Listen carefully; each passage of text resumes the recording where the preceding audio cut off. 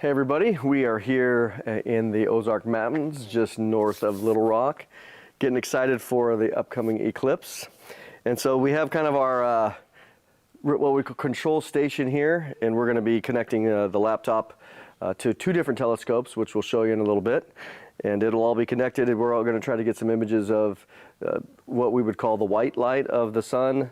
But also we have a very special telescope here with a hydrogen alpha filter on it, a couple different filters on it that help us focus in on a very specific wavelength, which is very, very cool. And again, we'll have some images of that. But we're excited. The weather seems like it's going to hold today.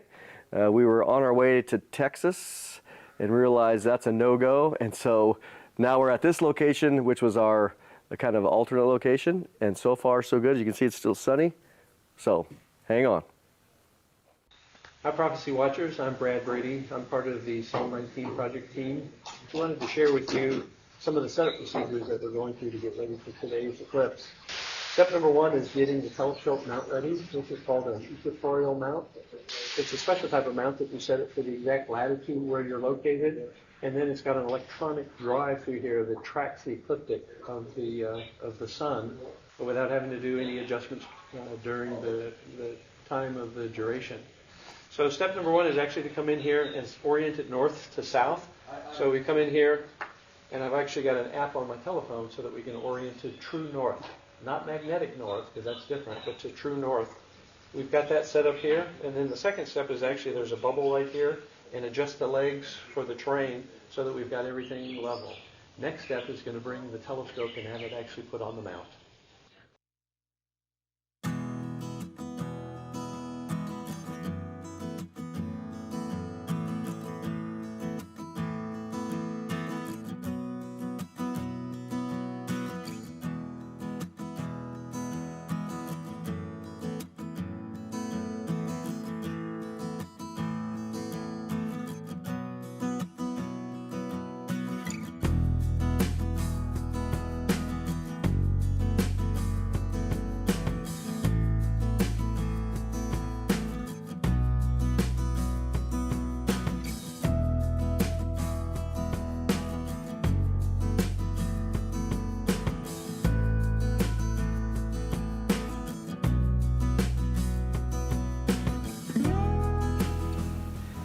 So this is our main setup that we're going to have before even the eclipse happens, because this is a Takahashi 85 millimeter, which is like 3¼ inches.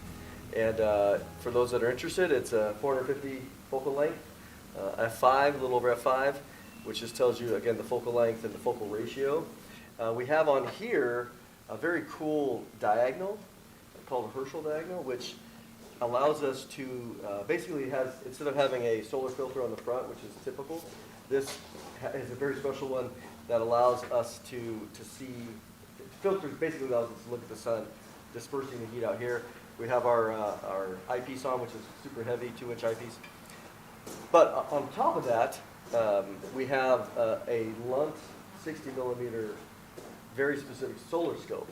It has, you can see here, two different things. It's got a hydrogen alpha filter built in, so 60 millimeters, 420 focal length. And then we have our camera on the back. So we're going to be able to look through this, which is really amazing in real time. So we'll do that as well. And so this allows that very special wavelength of light. To make it short, when the sun's giving off its light, it's giving off like a pure white light, all the wavelengths of light. That allows us to look through this. And then we can see the sunspots and stuff on the sun.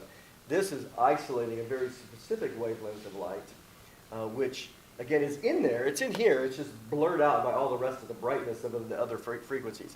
But by doing this, you can see what's the word I'm looking for? Prominences that are shooting off the sun. It's just amazing. Some of these prominences, you can see them shooting off live, and you just look at them and go, wow. And they're like the size of 3 Earths. It's just incredible the size of the sun. This is our EQ6 mount. We have it pointed to the north, and then polar line to the north, and it'll track for us. So as we eventually get to the sun, we just turn it on, and it'll keep the sun in the center of the view for the focus, or for the field of view, which is pretty cool. So these are going to be the things that we do before the eclipse even. And then during the eclipse, we'll take images before and after and through with the hydrogen alpha setup. So it's pretty neat. God has blessed us with some good equipment. Again, what's the goal here? The ultimate goal is to see what He has created.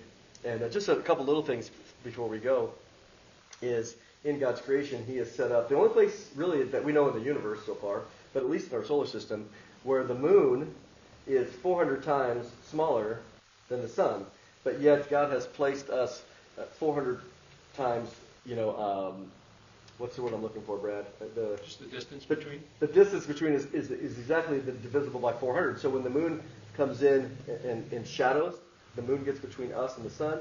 It creates this opportunity for a perfect shadow and a perfect eclipse of the sun. So nowhere else in the solar system do you have this level of specificity when it comes. But God designed these things as a way to show us His majesty, specifically for us. I mean, we are here to observe this, and which is cool. He did it specifically for us. Again, what does it show? It just shows the glory of God. He did this for humanity. So hang on, we got some more coming. So we have a monochrome camera out here, which is specifically for lunar and solar and planets. Mm-hmm. But so we have a live view. This is a live view of the sun right now. Mm-hmm. It's mono, so it's getting black and white. But you can see here. Look at these prominences that are shooting off the sun. This is live. Oh, yeah. This is exactly. I mean, these things. These things are like Earth size, or probably 2 or 3 Earth sizes that are shooting off the sun. So explain what they are actually.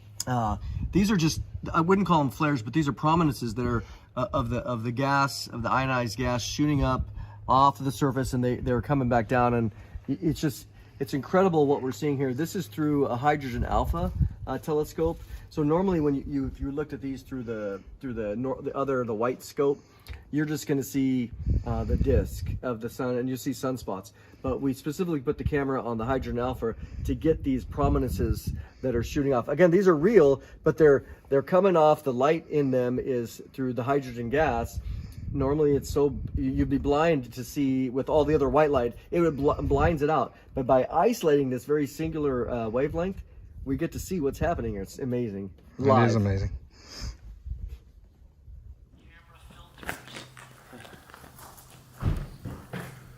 Oh, look at this. 20. Remove camera filter. The darkness. Look at Oh yeah, I'll grab it. Oh, I love with that. Are you guys going to be doing any filming? I don't know. Oh yeah, I'm gonna pull my camera out. I'm going to launch the drone. Is that going to No, make too much noise? Oh, look at Venus. No way. Wow. Venus. Wow. Yes. Venus is there. Oh, look at it. There's the diamond ring. Oh my gosh. Oh my Lord, how Glasses beautiful. off. There's Jupiter. See Jupiter? Oh baby. Oh, I guess. So we are at the totality. Okay, here we are. And yes. Total eclipse. There is Venus. And it just about got completely dark on us. We can see the stars. There's a planet there beside the sun. And we are at totality right now. Looks like sunset in the distance over there. See that?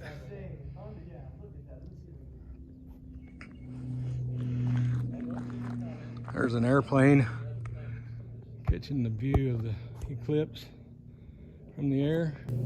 Oh, look at the prominence to due south in the 6 o'clock position. Yes. Oh, you could look at them shooting off. Yeah. Look at it like, oh, look at the birds. Look at noon. Look at like 11 o'clock. You can see the prominences. Yep. One at like 7, right? One at like 5. Oh. No, ancient times. I mean, this would freak people out. You betcha.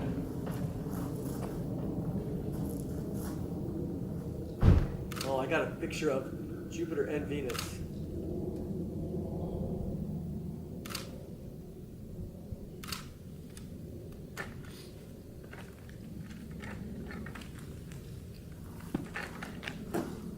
Hey guys, Yeah. step over here. Look at the sunset. Look at the horizon over here.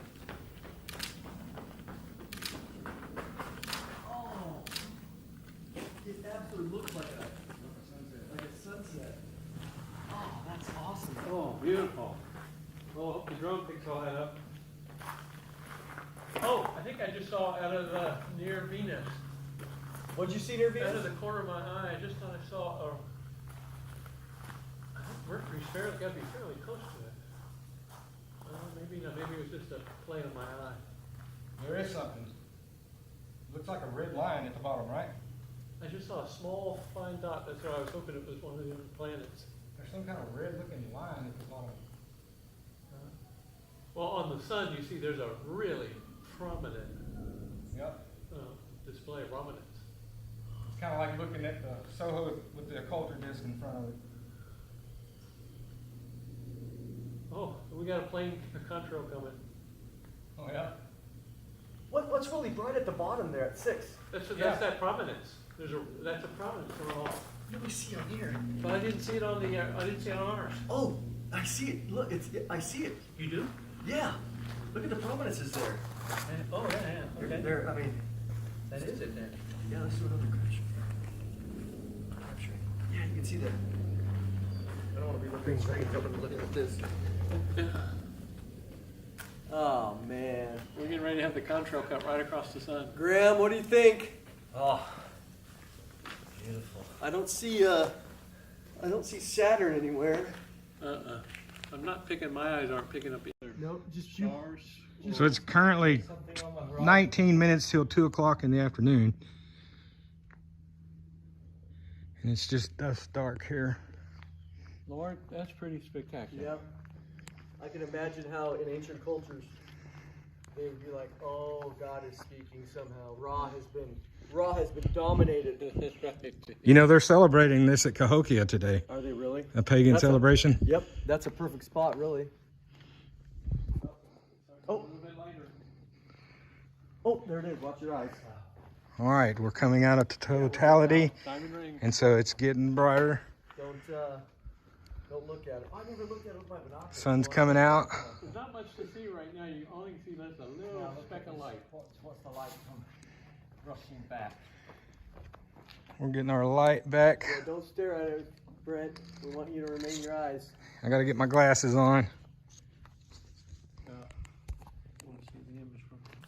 So here we are. We just experienced one of the most phenomenal things in my life, certainly astronomically, the totality for over 4 minutes, and incredible. Brad, thoughts? I don't think I can put it into words. It's really indescribable. You can look at it from scientific terms and from observational terms, but it was more of just the feeling. As the sun started getting darker, you could see the intensity of the light starting to drop, the coolness of the air, and there was a stillness. The wind's starting to pick up again right now, but before it just went still. So it was cool and still, and it just kept getting darker. And then when the sun went into totality, it was just breathtaking. It was just an incredible wonder to see. We were so blessed that God gives us wonders like this that we get to enjoy. So Perfect clear skies. What I didn't realize is that it would be this dark. It actually went so dark, and then we had a view of the northern horizon, and it looked like sunset. Yeah, it was totally. orange. Yeah. So Brent, what are your thoughts? Well, this was my second time to experience this. 7 years ago, I was in Chester, Illinois, and I was standing on the bank of the Mississippi River, and it seemed there was a difference this time, and what you mentioned about it getting still and cooler, that was more noticeable to me. I was standing on the bank of the river, so I probably didn't notice the temperature change last time. Mm-hmm. But today I could tell the temperature change, and I thought looking out at the horizon was real neat with that orange sunset-looking color to the horizon there. So great experience, and we got 4 minutes and 9 seconds. To me, that it actually, I was almost like, what else do I do? Because we're taking images here. We're seeing the prominences with the telescopes. We're getting some images, but 4 minutes was I mean, amazing. But it went by too It went by too fast. Yeah, As we soon wanted to do it again. As soon as it finished, I'm on an hour saying, wait a minute, rewind. Let's Yeah. do this. Can we see it again? And then we saw the little sliver. And the amazing thing too is we got pictures, but we could see Venus. Yes. And we could planets. see Jupiter. I mean, here we are in the middle of the day. Both of them, boom, jumped right in. If not for the trees that are close, we could probably see more planets. Yeah, because I think Saturn was a little farther towards the horizon over here. But yeah, to be able to see this, I mean, again, the next one is 20 years from now. So who knows? That's it for me. We'll see. We'll see. That was wonderful. Incredible experience. Good deal, guys. Glad to enjoy it with you guys.